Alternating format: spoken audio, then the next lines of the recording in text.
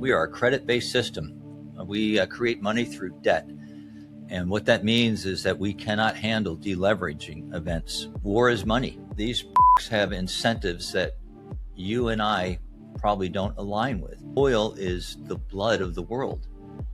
I mean, it is the base layer of the world. This cannot go on without massive effects globally. The most precious thing that I have in my life is Bitcoin and cold storage.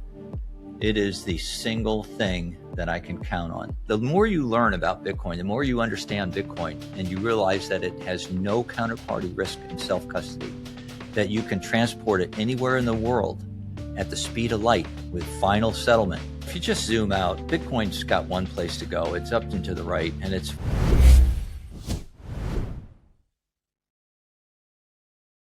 Welcome back, legends. Joining us today is George Jethro Bodine. George, welcome back to the show. How are you? Thanks, partner. I'm ready to go. I'll tell you, set conditions, zebra, batten down the hatches, brace for impact. I'm ready. Mate, it feels like a pretty crazy time with what's going on in the world. It feels like World War III. I didn't live through World War I or World War II, but it feels like the start of it. And I'm getting very eerie vibes similar to COVID. In Australia, they're talking about work from home mandates, fuel rationing mandates, $40 limits to be able to fill up your gas. Diesel's over $3 a litre here now. Just before I hit record, you said you fear that it's probably going to get a little bit worse. What are your thoughts and what's going on, especially in a macro sense? Yeah, I think that what you mentioned there is if you zoom out here and you see where this kind of parallels similar problems we've had in the past, I'd have to say what I'm concerned about right now is there are shadows that remind me of 2008. And particularly the private equity market, which is incredibly stressed right now. That's a $1.8 trillion market. And we are seeing gated withdrawals from many funds where they're basically blocking people from withdrawing funds, or they're limiting the amount they can get outside of their funds. That's an issue. And it shows that there's tremendous stress in there. This particular conflict, the Iranian conflict, is going to exacerbate that. What you don't want to see is, you just have to remember that we are a credit-based system. We create money through debt. And what that means is that we cannot handle deleveraging events. Additionally, deleveraging events today occur very, very fast. This is not like, I'll tell you the best example of that is probably the Silicon Valley fiasco when it collapsed. You remember that started on a Friday. Yeah. Over a weekend, there was so much information digitally processing across different mediums on social media, X, that by the time Monday came around, they were shut down pretty much. I mean, that was it. They were done, tits up. And it's a tremendous flow of information at a scale we haven't seen in the past. And we could see that happen again. And so I'm concerned about that. The actual conflict, I don't even know where to begin on that. This conflict is unfunded. And what that means is when you have a defense authorization bill, and this last one was for like about $890 billion that the U.S. Defense Department got, well, that doesn't include any wars. That means that when we spent $0.6 billion in the first 7 days, and now we're spending over $1 billion a day, none of that's funded. That has to come from somewhere. If you were to actually go to households, they'd have to cough up about $1,500 right now per person. So if this continues, first off, it's going to continue to stress us very much financially. It's going to put a lot of debt burden that wasn't planned for. And secondly, we haven't even gotten into the fact that the Strait of Hormuz, I don't know how to put this. Decades ago when I was flying around in an F-18, we knew, I was out in the Indian Ocean, we knew that you could not secure the Strait of Hormuz. And what I mean by that is you could not guarantee passage of ships where they basically did not have to worry about either insurance premiums or being sunk. It was impossible unless you basically had devastated Iran to the point where their coastline, which follows the entire strait along there, was gone. And I still today, I'd have to say that the threat that we faced decades ago is actually worse now. And there are a lot of reasons why. Just something to be able to fill me in. What is the reason behind the war, and then what's the real reason behind the war? Oh, man. There's so much we can't say on YouTube. So we're holding a free live webinar on getting Plan Bs, diving deeper into your self-custody setup. I'll definitely be talking on AI and Bitcoin and how to be able to create massive amounts of wealth. This is free training. It's 90 minutes, 2nd of April, 6:30 p.m. Australian Eastern Standard Time. It's all free. Join us for 90 minutes. Then all the details are below. Now let's get back to the show. Well, that's great. That's a great question. Why don't you tell me? Because I've heard now 5 different scenarios, 5 different reasons why we're at war again over in the Middle East. You have to remember that it was just months ago that this administration, and Trump in particular, stood on national television. They told us that their nuclear capability was obliterated, and that if you questioned that, you were a liar or you were fake news. So is it obliterated? Was it obliterated? Why is it now a threat again? We heard some Congress members tell us that it was days away from being capable with some type of a nuclear, weapon, nuclear build out. Do you know, here's another thing. And I don't know how much of this is true because I'm not sitting at the negotiating table, but the foreign minister of Oman on the 27th of February said 3 things about the Iranians. He said there'd been a major breakthrough in the negotiations between the U.S. and Iran sitting at the table. And that was 1. And 2, they said they had agreed they would not pursue a nuclear weapon. And the third thing is they said, we will take the existing uranium we have and we will downgrade it from an enriched uranium so that it cannot be used in a nuclear weapon. And on top of that, the last thing is the International Atomic Energy Agency was going to have inspectors allowed back in on site. And the day after, we dropped bombs. Now, I don't know if those negotiations were correct, but it makes me wonder why, if we're so close to a major breakthrough in negotiations, why suddenly one country in particular pushed us so hard to get into war with this country. I've been told that it was a regime change. And then right around the next day, no, it's not a regime change. This is after they've killed the regime leader. And what did they put in there? They put in a hardliner who's in secession right now, Khamenei's son, and he's younger. He can live a lot longer, and he's probably a little pissed off. We destroyed in that same strike many of the secondary layers that we were looking at to possibly step into that role. They're gone. Their new parliamentary leader is going to be heading up negotiations. He's a hard-nosed son of a bitch. So was it regime change? Then I've been told, well, we were going to decimate their missile and drone capability. Do you know how difficult that is to do? Not so much the ballistic missiles, but the drone. Yeah. You know, if you were there, if you watched the battlefield unfold in the first 2 months of the Russian invasion of Ukraine, what you saw was a major power with a fairly modern army be decimated in their tactics. Do you remember the scenes of tanks and convoys sitting on a road? They couldn't get off the road, and they were spotted by drones. Then drones attacked. Then guys on motorcycles with shoulder-fired weapons showed up. In other words, the battlefield tactics shifted dramatically in that battle. And what was the follow-on? What did we learn? Well, we've learned a lot, but we're not applying it if we're thinking that we're going to secure the strait by eliminating Iran's drone capability.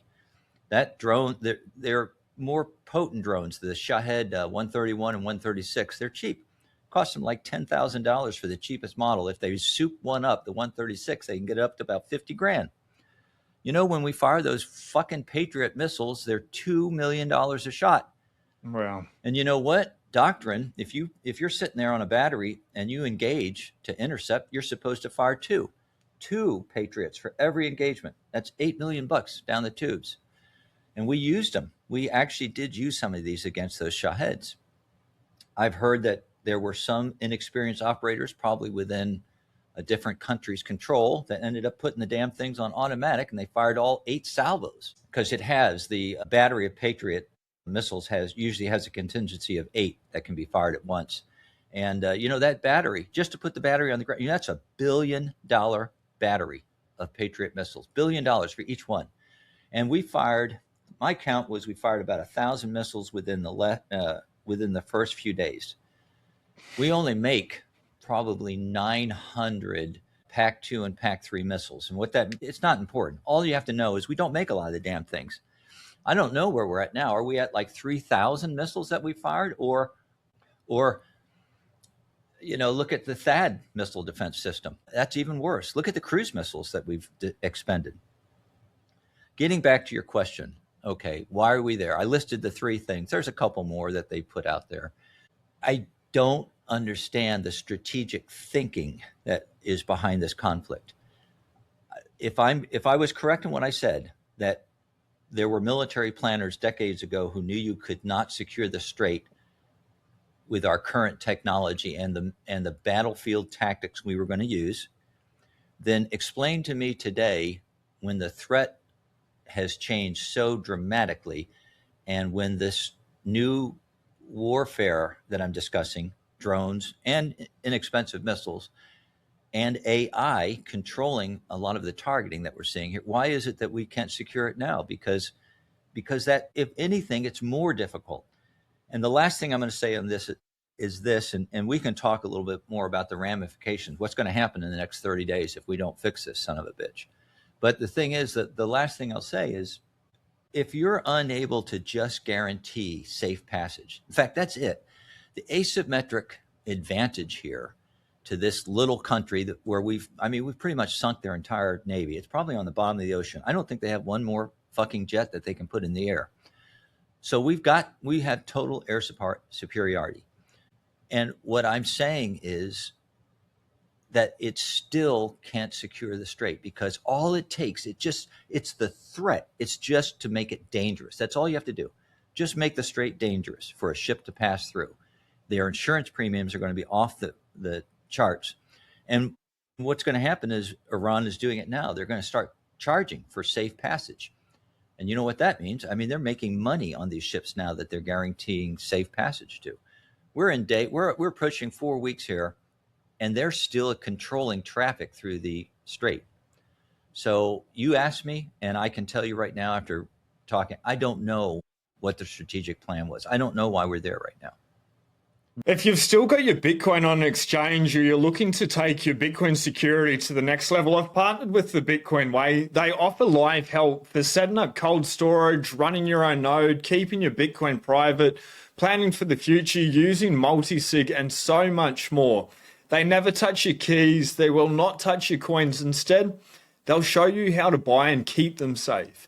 If you want to make your Bitcoin setup safer, you can book a free 30-minute call and have a chat with them.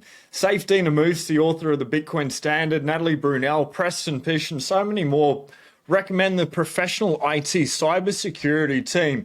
Couple of outstanding things here. You can see they've been featured in Forbes, Bitcoin Magazine, Bitcoin Prague, Zero Hedge, Simply Bitcoin, the Bitcoin Safedine, the Bitcoin Standard podcast with Safedine Amoose, Bitcoin News, obviously Gday Bitcoin for a long time. They're the world experts in helping people become self-sovereign. It's not just about protecting your Bitcoin stash. Yes, they will help you do that in a very easy to understand step-by-step process. But from there, they can help you secure your data. They are your personal cybersecurity IT experts. And then step number 3 is getting a second passport, a Plan B residency. The team, very cheap, very affordable for people that are looking to take their sovereignty to the next level. You can find out more about their services. When you first log in to their website as well, they have got a free 3-minute quiz to allow you to check if you are doing your cybersecurity, your setup correctly. I urge everyone to jump onto the bitcoinway.com. I have put a link into the description for everyone. Could not recommend them enough. I've used them personally before I ever partnered with them for the channel, friends and family. They asked me to help them out. I'm like, go to the world experts. That is the Bitcoin Way. So reach out to the Bitcoin Way today. Yeah. This may be a little bit simplistic, and I'm happy to be called a happy hippie, but with the way that the fiat system or the monetary system is set up, like you're saying, we're in a debt-based society, a credit-based system. Is going to war or starting a war just an easy way to be able to justify endless money printing, the big print, in the words of Lawrence Lepard? Well, why don't we go back to what I was just discussing with the Patriot missile system? Who do you think's building that? General Dynamics, Northrop. I mean, look at all the defense contractors that are going to just skyrocket in their orders coming out of this. Look at there are close members to the administration, including family members, that are investing in drone companies that are going to profit directly. They already have. I think one of them's gone up 1,000% that I was looking at the other day, a drone manufacturer. War is money, and there are dynamics at play here. I mean, look at before Trump came out and made his announcement that we were in negotiations with Iran. 5 minutes before he came on air and made an announcement, some insider made a $1.5 billion bet on stocks, and oil was shorted at the same time. So can you imagine the confidence that you must have in placing that kind of a bet in the futures market? There are people profiting off this war. There are other countries that have tremendous incentives for us to be involved in this. Look at what's happening with Russia. They're going to end up being one of the, I don't know, you can't say they're lucky. They're going to be very, very rewarded, if you will, for this particular conflict. Look at what we did with their tankers that were on the water that had oil in them. We unfroze those. We unsanctioned them. Hey, we need that oil. Their natural gas supplies and oil, it's all going to go up. This is a fiat-based system that we live in, and these pricks have incentives that you and I probably don't align with. If you look at the history of mankind and you read there's a great series by Will and Ariel Durant, Story of Civilization. It's kind of dated now, but I suggest if you read it, just read it with an AI helping you, because it'll bring it more into focus. But the bottom line is the history of mankind is endless war, a constant battle for power, to acquire power, to defend borders. Resources is probably number one, followed by religion. And so if we are in a continuous battlefield for the last, 10,000 years, I'm assuming that I don't want to go down that dark road. Let's put it this way. I'm a big fan of the fourth turning as a theory, Howe and Strauss. And if we are really in a fourth turning, then we should expect this to be a period of tremendous conflict. Every one of the fourth turnings in the United States for the last 250 years came about with a revolution or a war.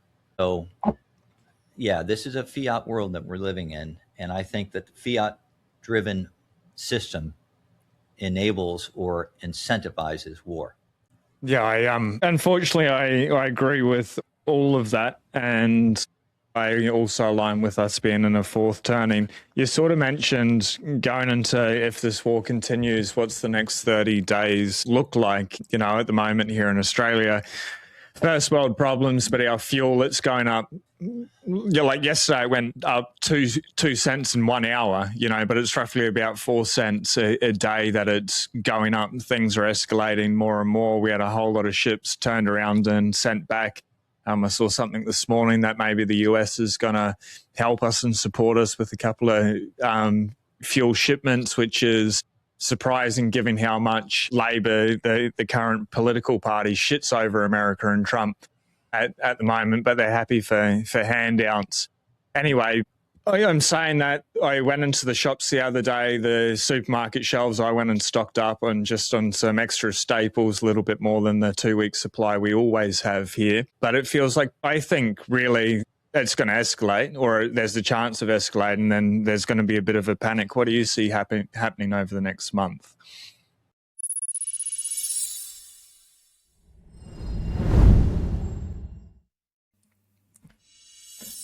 G'day legend, Sean from Gday Bitcoin. Now, I believe the way to win in Bitcoin is to be able to buy, stack and chill. If you're stacking sats in Australia, Anber App, their tribe referral, I believe it's the way to do it. I'm using it myself. It's simple, it's clean, it's intuitive. They pay you in Bitcoin. Now, if you use my code G'day Bitcoin. When you sign up, you can build your own tribe and grow your stack. It's the best way to be able to stack smarter with your nut mates, not alone. Build a tribe. We'll see you on the inside. Well, you have to realize that, one of the reasons why I'm so focused on this and why I've been following it so closely is because oil is the blood of the world. I mean, it is the base layer of the world. It's in everything. I mean, just look around, every piece of plastic. It's not just gas, and it's jet fuel. Jet fuel is skyrocketing, and it's going to become a problem here. And even in the US, we're going to be facing some shortages. Diesel. I mean, diesel here in the US is approaching $5 a gallon. This is a time when farmers are out there with all their tractors, reavers, harvesters. They're out there and they're paying $5 a gallon. And then, as I said, it's the lifeblood of everything. It's fertilizer. And then if you look at the strait and you see where ammonia, urea, fertilizer supplies, liquid natural gas comes from. That Rafin field that Iran dropped a ballistic missile, and they fired 5 missiles. One of them got through, just one.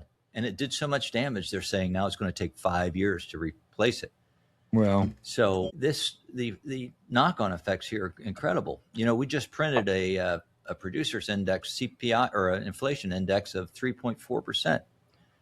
I think the next CPI is going to come out with a dramatic shift, a really rapid rise. You look at Trueflation. Trueflation has been very low. Their last report was like about a 0.7% print, and it went up. It almost doubled in like a week since we went at the first part where we went into war. We are going to see some knock-on effects here. This cannot go on without massive effects globally. And why I let out with the private credit discussion is because, again, these things are so connected. And when I say oil is the lifeblood of the economy, the world's economy, I'm also telling you that if this continues, if it goes on for another month or so, we're going to be in a global recession. Now, the U.S. is actually, energy-wise, we're in a good position, except for natural gas. Here's the thing: we've got tons of natural gas. When I used to work in the oil fields, I'd come over a ridge late at night to get down to a rig or something, and I'd open up into the valley. It was outside of Vernal, Utah, that I was working, and the entire valley would be on fire. All the rigs would be lit up because they were venting all that gas up into the atmosphere, just venting it. Now, they try to capture that gas as much as they can, provided they're in a field where there's some kind of a transport available. So we have lots of natural gas here in this country. We're exporting it around the world, but we can't even export it to ourselves. Why? Because we don't have any ships that are built in the U.S. There's something called the Jones Act that prohibits that from port to port within the U.S. And in fact, the follow-on to this, the repercussions go beyond even the strait and beyond what we're talking about when we discuss everything from fertilizer to oil to jet fuel, all these things. It goes beyond that. When I mentioned the fact that we are burning through all our supplies, let's just stick with what I discussed about Patriot missiles. So, I don't think we're going to get 1,000 in production this year. I don't know how many thousands we've blown through here. So how are we going to replace those? Did you know that you cannot make a modern weapon, meaning a missile phased array radar? You can't do a hypersonic missile. You can't even put out small sidewinders on a jet. All of these components, including the chips inside, the circuitry, everything requires rare earth minerals. We don't have them. I think in the U.S. we have maybe like 2.5 million tons of proven reserves. China's got 44 million. And five decades ago, China they raised their hand. They said, we'll do it. When somebody asked, hey, who's going to refine all the rare earth minerals in the world, since it's such a shitty job? It pollutes. It's tremendously difficult. It requires tremendous amount of infrastructure and even work knowledge over a period of time. They raised their hands. They said, we'll do it. So now, 5 decades later, in today's world, they're processing almost 90% of the rare earth minerals. We got to have them. And they just passed recently. I mean, I think it was right around January. They passed a law. They said, we're going to stop exporting to nations that are using rare earth minerals for offensive purposes. And we're falling into that category. So when I say this is like a fourth turning event, what I'm talking about is that we are in the midst of the volatile, chaotic period right now. And you've got to get through this. I mean, that's your job. That's your duty. Anybody out there listening, you got to man up. If you're a woman, you got to put on your Scythian warrior armor, get out there and do what it takes to protect yourself and your family, the people you love. I've gotten things that I'm doing to protect myself, and I'm comfortable where I am right now, but it's still going to be a very difficult time. I guess what are some of the things that you can foresee going wrong, and then how to prepare? Where should people have their mindset at the moment? Is it having extra fuel, having extra food, building supplies? I don't know. Like, you're 100% right with the urea, the fertilizer. We had a fertilizer plant closed down for maintenance just last week or whatever. So our farmers are in an even shittier situation, which means food prices are going to go up. If we don't have diesel, we can't ship the food, etc. I guess what are some of the practical things people can do to prepare? Well, it sounds to me like you've got a good handle on things, because the things you're mentioning are things that I have considered. I actually have extra fuel supplies. I have a generator. I've got a radio that's powered by both solar and a hand crank. I've got food set aside, water. I have a distilling system where I can actually distill water. And I've got batteries, I've got solar panels, all these things. Talking about going nuts as a prepper here. I'm not going to go out and shoot my neighbors and eat them or something. I'm just talking about the things you need to do to protect yourself, and smart things. I keep my vehicles usually full of gas. I'm in the U.S., so it's different here. I have weapons around and ammo and all kinds of things. They took all ours. But the more importantly, the reason I say, protect yourself, I'm also saying that you've got to do something about your wealth. I mean, you've got to find a way that you can preserve wealth. Now, everyone who follows me knows that I'm a Bitcoin permabull. I mean, that's me, and that is what I am. And I have mostly my wealth in Bitcoin, but I still have paper-derived products through retirement accounts, ETFs. I have MicroStrategy or Strategy now. I've got some of their stretch product. The most precious thing that I have in my life is Bitcoin and cold storage. Amen. It is the single thing that I can count on. And you can't find that anywhere else. That is the key. I think you have a sponsor there, the Bitcoin Way, and I think that Tony is absolutely spot on in his discussion around the importance of self-custody. Because let's just say that I'm right about things, and that, I'll just speak for the U.S. Let's just say the U.S. is going to spend itself into a final, not a default, but just basically a crisis where there's a debt reset, a massive print, and a devaluation or a reset of the dollar. How are you going to preserve your purchasing power, your wealth in that particular situation? For me, again, it's Bitcoin. Now, gold, I understand gold. I have actually got a small amount of gold, but the problem is with gold, Bitcoin, the more you learn about Bitcoin, the more you understand Bitcoin, and you realize that it has no counterparty risk in self-custody, that you can transport it anywhere in the world at the speed of light with final settlement. You can cross any border with the words memorized in your head, and you own your wealth on the other side. Gold can't touch that. What gold does is people don't discuss this enough, but gold, the more you understand gold, you realize that gold pushes you towards paper. Yeah. Gold moves you towards paper. And that's how it started. I mean, look at the gold merchants in Florence in the 13th century. Look at the London gold merchants in the 1600s. What did they do? They started to issue claims against what was gold. That's how paper developed, paper certificates on top of gold. And today, in my mind, it's still in effect. What you have to have in this world, in my mind, in these uncertain times, is you've got to have a way to both have liquidity. And that means, I do have even some cash. I actually have some dollars set aside right now this month. You've got to be able to move. You've got to be able to move your funds or have some way that you can secure them. with Bitcoin, I don't keep a hardware wallet anymore on myself or at home. I've stopped doing that. So you can geo disperse them. That's a very good method. There are ways that you can get that out there where you can still retrieve it, but at the same time, you don't have it in physical possession, right? Like, sitting at home in a drawer or something. Yeah. So again, if you'll stick with just the idea that you need things the government cannot print, then you'll go down the right path and do some things that will protect yourself in uncertain times, which you've already mentioned yourself. Yep.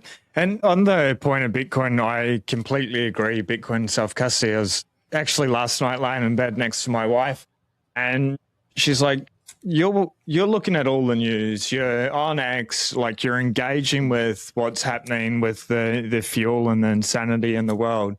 She's like, how do you stay, like, what stops you from getting anxious? I'm like, I go to the gym, I have a sauna, I have a swim, I come home, I stay in the sun for 3 hours, then I eat steak, and I've got Bitcoin and self-custody. And she's like, and didn't say anything else. But then like 30 seconds, a minute later, I'm like, literally, that is why I don't worry, because of those things. I concentrate on what I can do, and then I don't worry about it because I know our wealth is safe and we've got optionality and a plan B and everything like that. So I can engage with it and I can be like, this is fucking insane. Stop blowing people up. Stop printing endless amounts of money. Stop enslaving the world. But at the same time, I feel a little bit removed and a little bit of peace from it. On that point, though, like with everything that we know about Bitcoin, with this war, I guess if everyone understood it, it'd be at $1 million with what's going on in the world.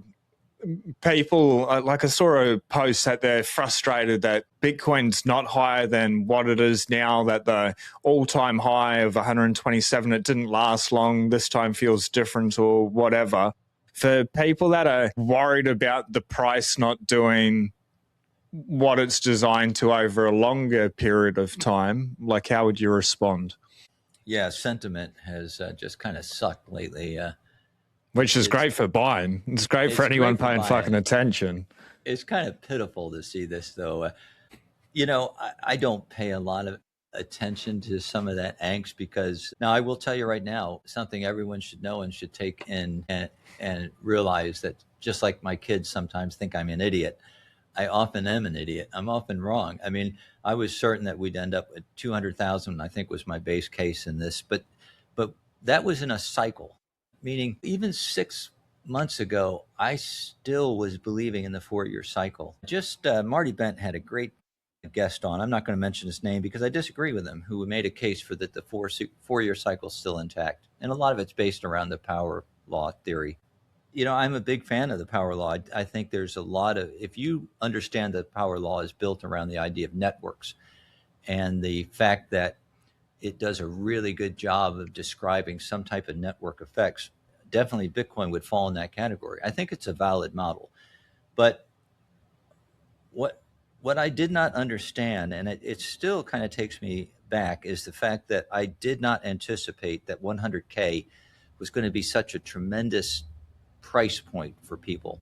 The old hands, people that had been in the space, even Satoshi coins, era coins, moved in that particular period. And it surprised me. I mean, I think the key, maybe what I didn't think about ahead of time, is I never really understood that once Bitcoin got up to, a $2-3 trillion market cap, it would have enough liquidity in it that people could liquidate tens of thousands of coins and still not move the market. And people did.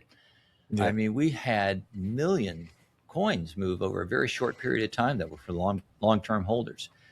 That has occurred in every bull run, by the way. That's not unique. Long-term holders have sold off into every bull run, but not at this level and not so consistently.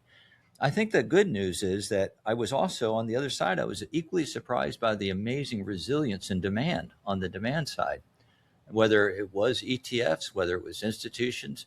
A lot of retail did not show up in that particular turnover of coins, and that's a shame. I mean, there are a lot of people that lost a great opportunity to stack and actually great entry points. If you've never been in Bitcoin, when it was in the 60s and when it wicked down to 15K, I was trying to get more Bitcoin. And I've said in the past, I don't need more Bitcoin. But, when it's such a bargain like that, you just look at it and you go, man, this is a once, this is going to be a once in a while, maybe a 4-year cycle if it still exists, time to buy.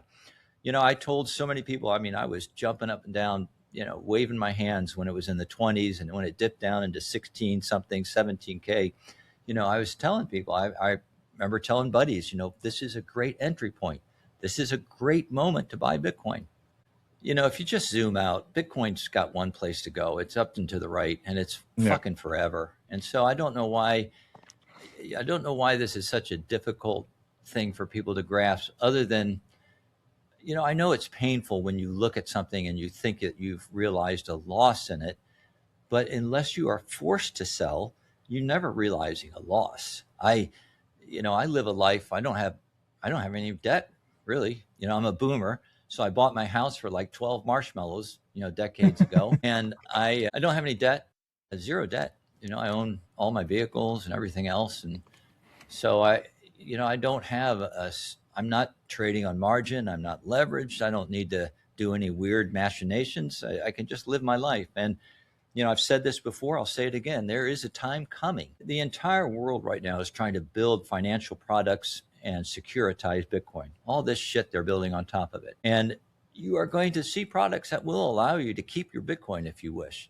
Lending products. so many of another thing I didn't mention is a lot of these long-term holders were playing covered calls, and they were putting their Bitcoin out there knowing that eventually they'd probably lose it, but they were drawing in as high as 12% for a while on their Bitcoin month after month after month. And so what would I say to people? That zoom out, start learning more about the asset, start realizing that all the things I've talked about that you could possibly invest in, from fine art to classic cars to jewelry to, barrels of oil stuck in your backyard, just about any damn thing that you can think of to invest in. There is nothing that compares to Bitcoin. You can list every single portable, fungible, divisible, verifiable, scarce, seizure, every fucking thing.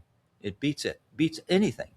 The only thing it doesn't have behind it is a long track record, 17 years. And that's another thing too. I don't know how you can possibly say that the 4-year cycle still exists when you're looking at a product that's 17 years old and you can discount the first 5 years of it trading.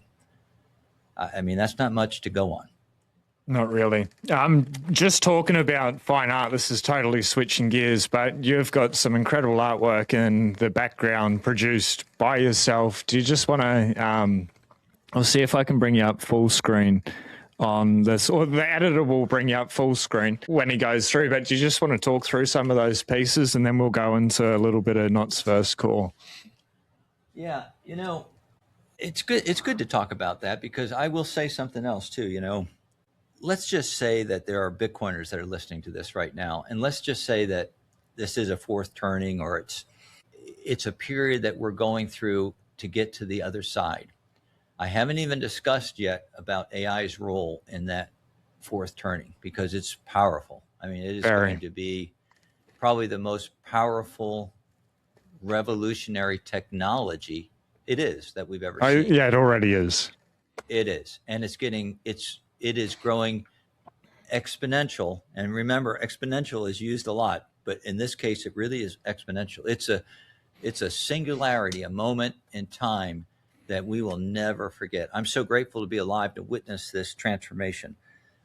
But on the other side of that, Bitcoiners are going to have tremendous wealth. Bitcoin is going to be the base layer of digital money for every AI agent on planet Earth.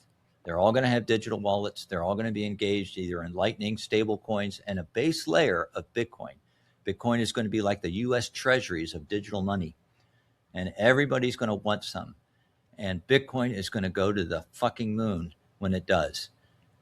So if AI is causing more productivity than we've ever seen before on planet Earth, with tremendous wealth created for many people, you should ask yourself right now, what the hell are you going to do with yourself? What are you going to do tomorrow when you get up and you either have a UBS or UHI, universal basic service, or basic income, or even, as Elon says, ultra high income. when there's all this wealth out there and you maybe as a Bitcoiner saw something that other people didn't, and you stack like a smart psychopath, and now you're sitting there on a big pod of or a pack of untold wealth, what are you going to do with it? You can only buy so many cars, you can only buy so many phones.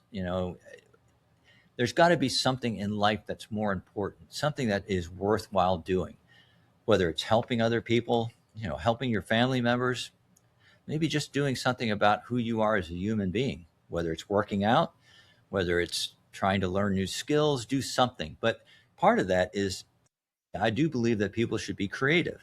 I think people should do something that's fun, that they've either always wanted to do or just explore, whether it's woodworking, surfing, in my case, painting, learning a musical instrument. I won't say learning a language because quite frankly, I think AI is going to fix that for us. You're going to be sitting there in real time, being able to translate back and forth to each other here pretty soon. I'd have to say that's just about here. So many jobs are going to be going away. It's going to be, there was a guy put out a study it's not a study, but he tracks his students. He's a professor at a university, and he tracks his graduating students in college. And like over the last 3 years, so ChatGPT was released in 22, and this guy's got data for just 2.5 years. That's all of exposure. So not even the full ChatGPT moment. 2.5 years ago, he was graduating his class. 91% had jobs. The average salary was $94,000 a year. Today, 19% are finding jobs, and their salary, $60,000. Do you know that the longest unemployed people right now in the U.S. economy are college graduates?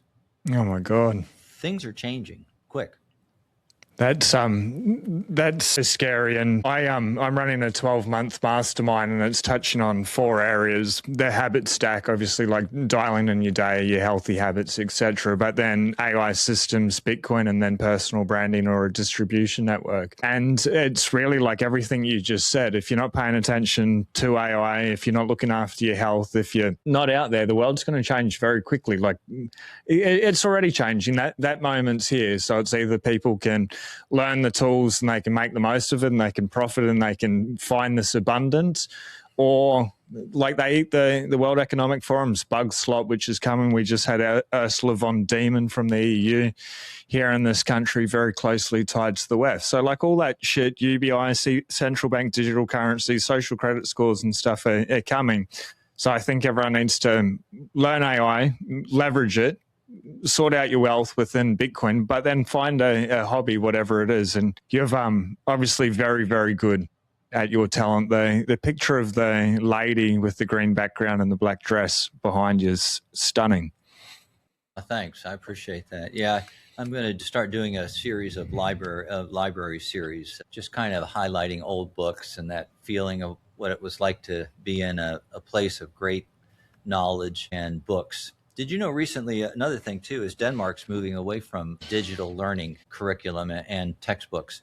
They're getting back into paper products. And if you do, there are some studies out there that definitively prove that for human beings, we retain more, we learn more, we're more engaged when we actually read printed material on paper, vice digital.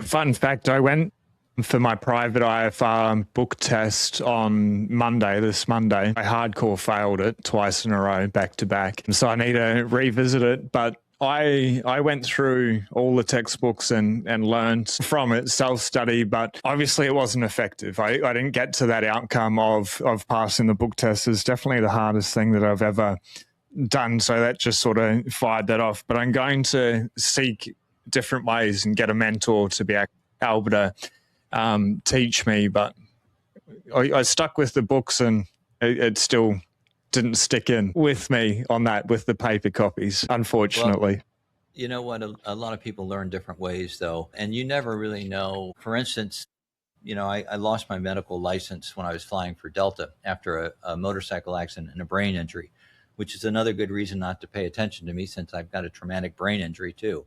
But one of the things that I found out from that is I had to take testing afterwards in order to get my license back, my medical license, and found out that I actually had a very weird learning disability. and could not pass one section of a test because of it. And, I had never noticed it before, never really understood it. So you never know. You never know what you're carrying around with you or what works best for you to learn. But I agree with what you're saying. It's really important to engage right now with AI. I strongly suggest people use it all the time, as much as they can. And Every don't day. just use it for like searching, like, hey, what's the best, barbecue grill I should buy? Actually start using it in a deep thought process. And if you're confused about how to do that, when you first engage with AI, tell it that. Just tell it exactly who you are and say, I'm not sure how to use AI to my best benefit.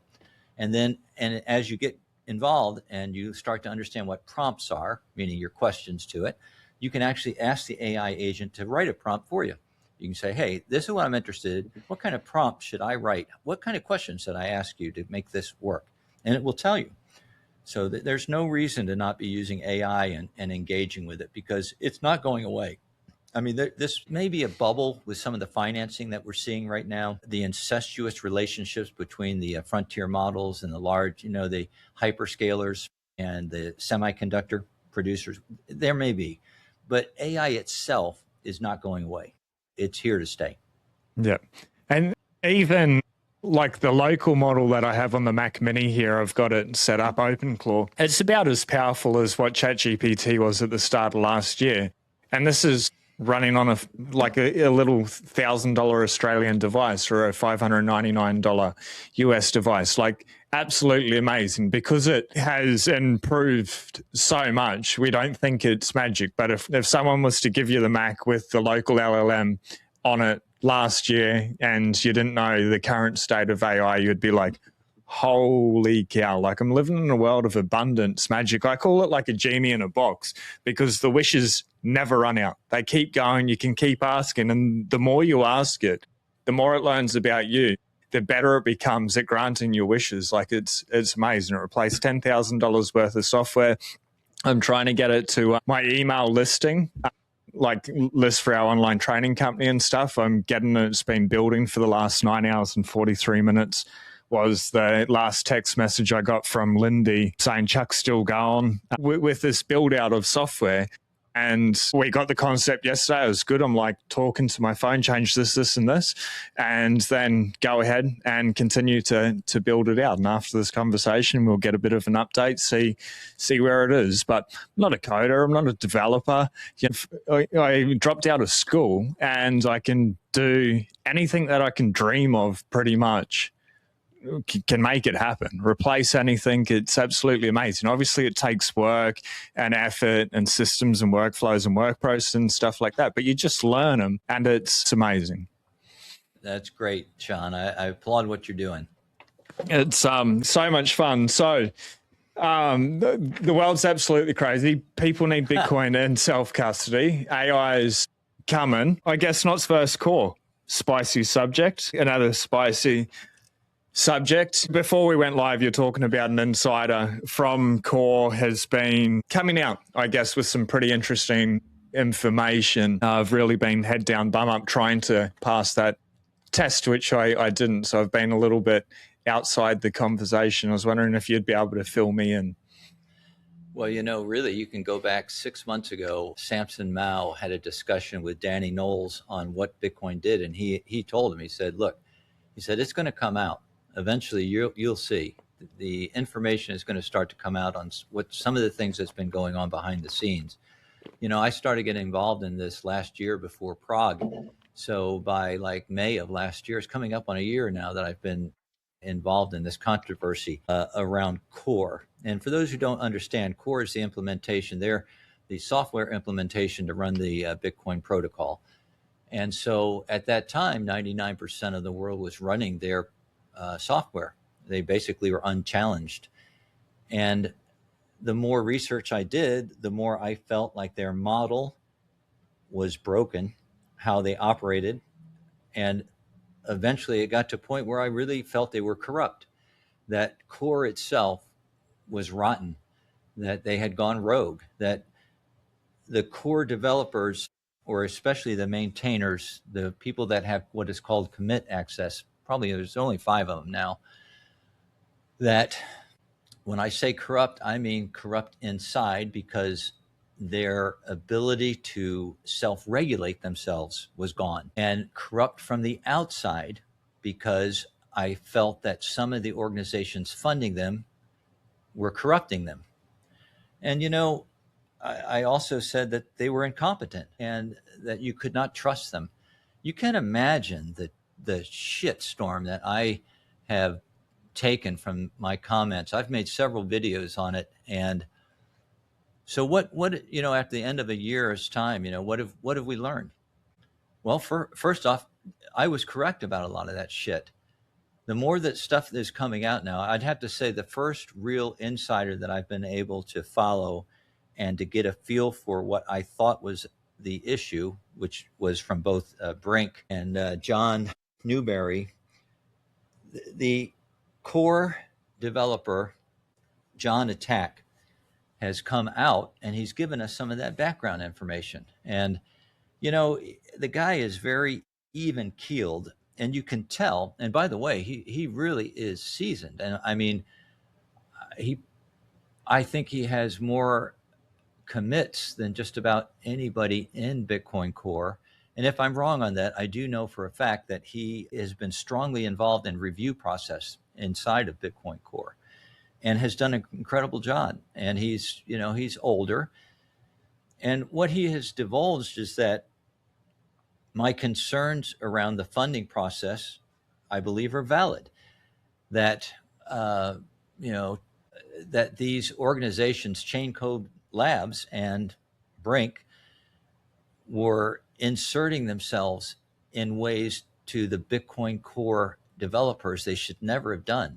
They were behind, this guy Newberry that I mentioned, I believe, was behind pull requests, that he was influencing these developers and maintainers on what to actually pull. That is what they were going to work on to eventually implement within the Bitcoin software implementation. And at the same time, apparently this guy is, involved.